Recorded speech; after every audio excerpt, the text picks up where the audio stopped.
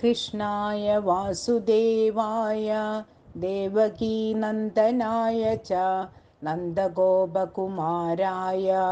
गोविन्दाय नमो नमः। ॐ नमो भगवते वासुदेवाय।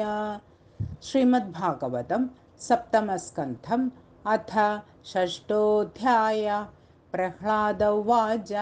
कौमार आचरेत् प्राज्ञो धर्मान् भागवतानिह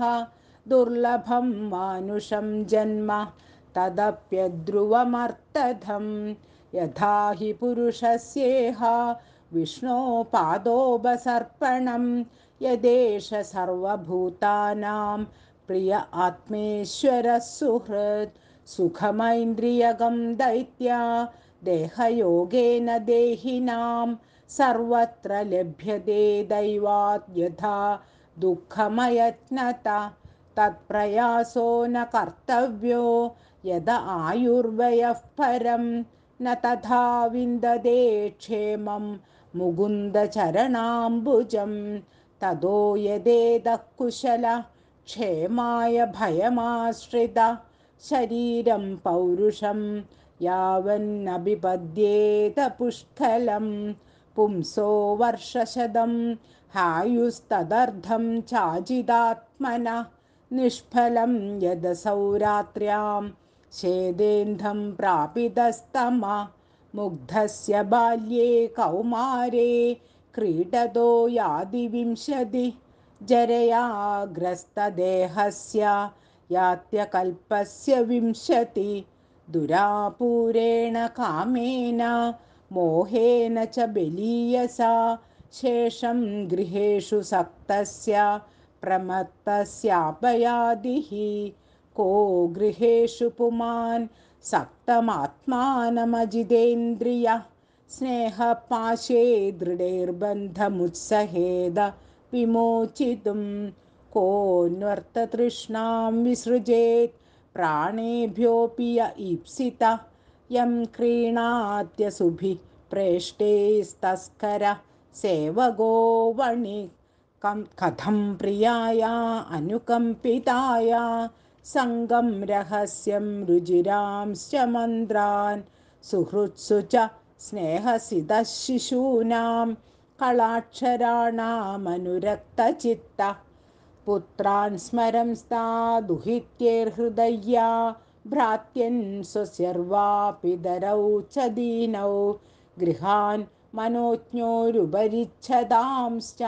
वृत्तिश्च कुल्या पशुभृत्यवर्गान् त्यजेदकोशहृदि वेहमान कर्माणि लोभादवितृप्तकाम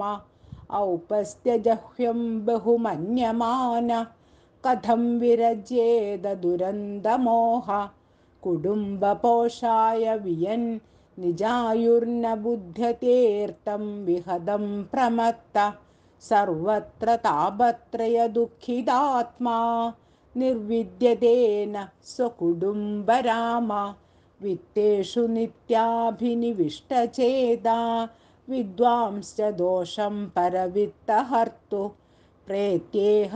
चाथाप्यजितेन्द्रियस्तदशान्तकामो हरदे कुटुम्बी विद्वानपीठं धनुजा कुटुम्बं पुष्णन् स्वलोकाय न कल्पते वै यः स्वीयपारक्यविभिन्नभावस्तमः प्रपद्येद यथा विमूढ यतो न कश्चित् क्वच कुत्रचिद्वादीनः स्वमात्मानमलं समर्थ विमोचितुं कामदृशां विहारक्रीडामृगो यन्निगडो विसर्ग ततो विदूरात् परिहृत्य दैत्या दैत्येषु सङ्गं विषयात्मकेषु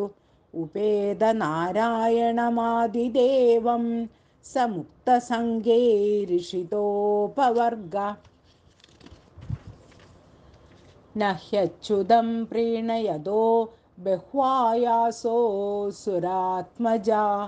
आत्मत्वात् सर्वभूतानां सिद्ध्वादिह सर्वतः परावरेषु भूतेषु ब्रह्माण्डस्थावरादिषु भौतिकेषु विकारेषु भूतेष्वदमहत्सु च गुणेषु गुणसाम्ये च गुणव्यतिकरे तथा एक एव परो ह्यात्मा भगवानीश्वरो व्यय प्रत्यगात्मस्वरूपेण दृश्यरूपेण च स्वयं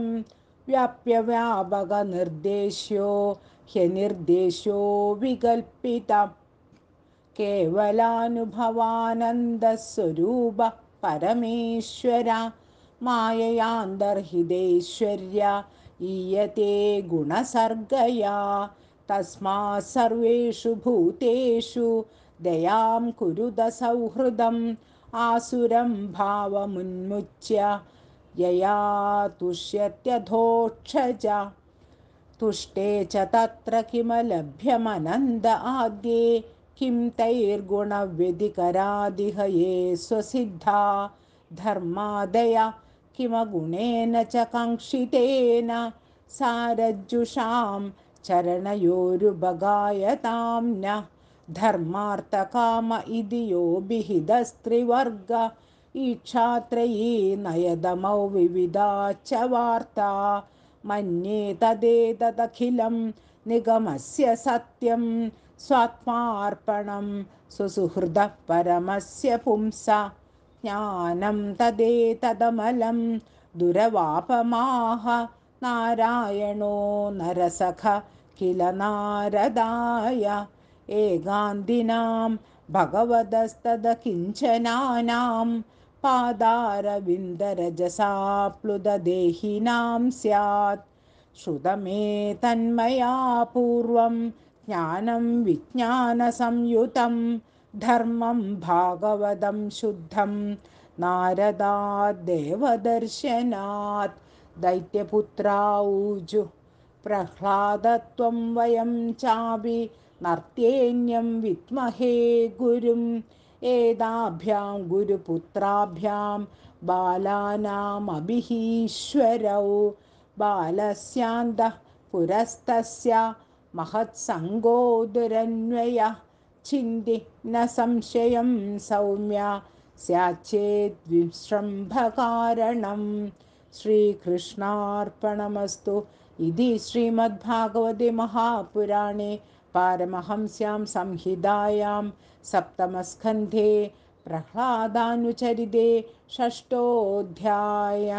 सर्वत्र गोविन्दनामसङ्कीर्तनं गोविन्द गोविन्द